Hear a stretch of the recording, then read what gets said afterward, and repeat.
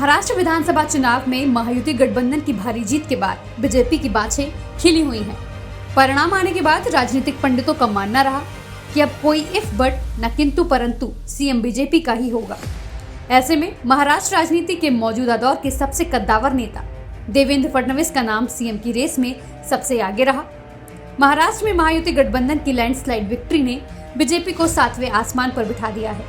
आपको बता दें कि बीते 10 सालों से महाराष्ट्र की राजनीति में देवेंद्र फडणवीस बीजेपी का सबसे बड़ा चेहरा बनकर उभरे हैं। खासकर नितिन गडकरी और विनोद तावड़े के राजकीय सत्ता से दूर होने के बाद फडणवीस से बड़ा चेहरा फिलहाल महाराष्ट्र की राजनीति में नहीं है। फडणवीस बीजेपी आलाकमान के भी काफी करीबी माने जाते हैं। वहीं पिछली महायुति सरकार में भी उप मुख्यमंत्री के रूप में फडणवीस काम कर चुके हैं। इससे पहले भी राज्य के सीएम के तौर पर 5 सालों का उनके पास अनुभव है।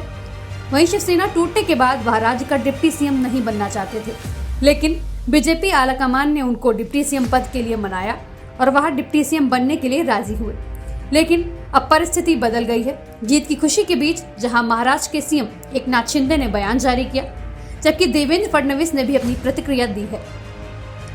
देवेंद्र फडणवीस का पूरा नाम देवेंद्र गंगाधर फडणवीस है। वह भारतीय जनता पार्टी से संबंधित एक सक्रिय राजनेता है। वह महाराष्ट्र के 18वें मुख्यमंत्री हैं। 54 वर्षीय फडणवीस 22 जुलाई 1970 को नागपुर, महाराष्ट्र में ब्राह्मण परिवार में फडणवीस पैदा हुए। वह 44 वर्ष की उम्र में शरद पवार के बाद महाराष्ट्र के सबसे छोटी उम्र के मुख्यमंत्री बने। उन्होंने 31 अक्टूबर 2014 को मुंबई के वानखेड़े स्टेडियम में सीएम पद की शपथ ली थी। वहीं फडणवीस ने नागपुर में रसवती विद्यालय शंकर नगर चौक से अपनी स्कूली शिक्षा पूरी की है। उन्होंने 5 साल की एकीकृत कानून की डिग्री के लिए नागपुर के सरकारी लॉ कॉलेज में दाखिला लिया और 1992 में स्नातक की उपाधि प्राप्त की और बिजनेस मैनेजमेंट में स्नातकोत्तर डिग्री DSE बर्लिन से परियोजना प्रबंधन में डिप्लोमा लिया हुआ है। वहीं देवेंद्र ने 2006 में अमृता रनाड़े से विवाह किया। वहां नागपुर में एक्सिस बैंक के एसोसिएट उपाध्यक्ष हैं। दोनों की एक 5 साल की बेटी है जिसका नाम दिविजा फडणवीस है। तो राष्ट्रवादी विचारों की जितनी हमारी ताकतें थी, वो सारी ताकतों ने मैदान में उतरकर उस फेक नैरेटिव को समाप्त कर दिया। इसलिए उन सभी संगठनों का भी मैं आभार व्यक्त करता हूं जिन्होंने ये करके दिखाया। साथ साथ महाराष्ट्र में जो पोलराइजेशन का प्रयास किया गया था और किसी जाति विशेष, धर्म विशेष को, एक धर्म विशेष को पोलराइज करने का जो प्रयास किया गया था, मुझे लगता है वो प्रयास सफल नहीं हुआ, क्योंकि महाराष्ट्र में एक बहुत बड़ी परंपरा है, संतों की परंपरा है। इस परंपरा का निर्वाह करने वाले अलग अलग पंथों के जो हमारे सारे साधु संत हैं, उनका भी आशीर्वाद हमको मिला, जिन्होंने बिल्कुल गांव-गांव तक जाकर अलख जगाया और एक रहने का संदेश दिया, जिसके कारण मैं ऐसा मानता हूं कि एक बहुत अच्छा विजय हमको मिला है। विशेष रूप से हमारे मुख्यमंत्री एकनाथ शिंदे जी, उप मुख्यमंत्री अजितदादा पवार जी, रामदास अठवले जी और हमारे साथ की जितनी छोटी पार्टियां हैं, हम सब लोग एक साथ रहे, एक साथ मिलकर हमने ये काम किया। इसलिए मैं ऐसा मानता हूं कि इस एकता का ये विजय है जो हमारी महायुति थी, अभेद्य इस प्रकार की महायुति थी, महायुति का ये विजय है, ऐसा मैं मानता हूं। और साथ साथ मैं हमारे प्रधानमंत्री जी का तो आभार व्यक्त करता हूं, उनके कारण ही हमको ये जीत मिली है। लेकिन हमारे देश के गृह मंत्री श्री अमित शाह जी, जिन्होंने महाराष्ट्र में आकर कार्यकर्ताओं में एक ऊर्जा का संचार किया, मैं उनका भी आभार व्यक्त करता हूं। हमारे राष्ट्रीय नेतृत्व, हमारे नड्डा जी है, हमारे राजनाथ जी है, हमारे नितिन गडकरी जी है, इनका भी आभार व्यक्त करता हूं। हमारे जो चुनाव के प्रभारी है, हमारे जो महाराष्ट्र से मंत्री है, इन सभी का मैं बहुत दिल से आभार व्यक्त करता हूं कि पूरी पार्टी ताकत से हमारे साथ खड़ी हुई। और सबसे महत्व की बात है, हमारे नेताओं ने, हमारी पार्टी ने केवल बीजेपी की सीटों पर काम नहीं किया, हमारी पार्टी ने सारे के सारे महाराष्ट्र के जितने 288 सीटें थी, हमारे दोस्तों की सीटों पर भी काम किया। और मुझे ऐसा लगता है कि इसके कारण एक बहुत अच्छा यहां कार्य संपन्न हुआ। हमारे भूपेंद्र यादव जी, अश्विनी वैष्णव जी, हमारे शिवप्रकाश जी, इनका भी मैं आभार व्यक्त करता हूं। हमारे यहां पर जो हमारे सारे अलग अलग प्रांतों से भी जिन लोगों ने हमको मदद की, उनका भी मैं आभार व्यक्त करता हूं। हमारे पीयूष जी का मैं आभार व्यक्त करता हूं, हमारे शिवराज सिंह चौहान जी का भी मैं आभार व्यक्त करता हूं।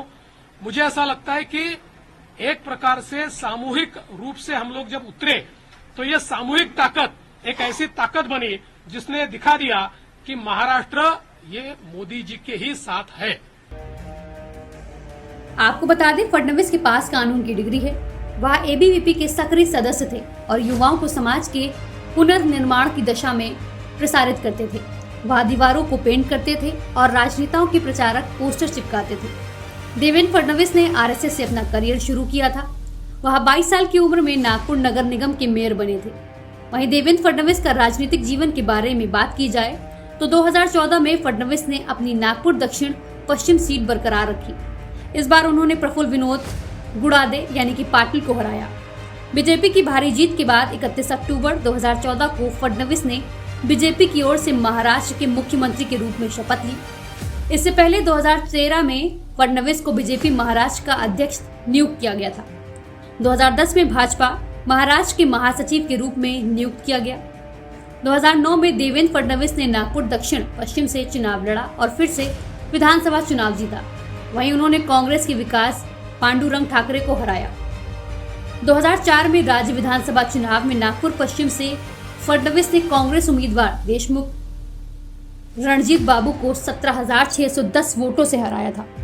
2001 में वह भाजयुमो के राष्ट्रीय उपाध्यक्ष बने। वहीं 1999 में वह नागपुर पश्चिम से महाराष्ट्र विधानसभा के सदस्य के रूप में चुने गए थे। उन्होंने कांग्रेस के अशोक धावड़ के खिलाफ महज 9,087 वोटों से जीत दर्ज की थी। 1997 में उन्हें फिर से नागपुर नगर निगम का मेयर नियुक्त किया गया। 1982 में 22 साल की उम्र में वह नागपुर नगर निगम के मेयर बने थे। 1990 में वह भाजयुमो के नागपुर पदाधिकारी बने।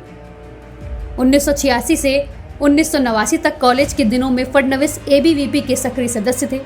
बाद में वह भाजपा में शामिल हो गए और नागपुर नगर निगम के रामनगर वार्ड से नगर सेवक के रूप में चुने गए। इस प्रकार उनकी राजनीतिक जीवन की शुरुआत हुई। बाद में वह केवल 5 वर्षों की अल्पविधि में नागपुर के सबसे कम उम्र के मेयर बन गए। देवेंद्र फडणवीस अपने बौद्धिक कौशल और पेशेवर अखंडता के लिए जाने जाते हैं। साल 2002 से 2003 में राष्ट्रमंडल संसदीय संघ द्वारा देवेंद्र फडणवीस को सर्वश्रेष्ठ संसदीय पुरस्कार से सम्मानित किया गया था। स्वर्गीय प्रमोद महाजन की स्मृति में उन्हें सर्वश्रेष्ठ संसदीय पुरस्कार मिला था। उन्हें प्रवण परिवार नासिक द्वारा राजयोगी नेता पुरस्कार से भी सम्मानित किया जा चुका है। फिलहाल वो फिर से महाराष्ट्र के सीएम का पद संभालने जा रहे हैं। Special desk news plus 24/7।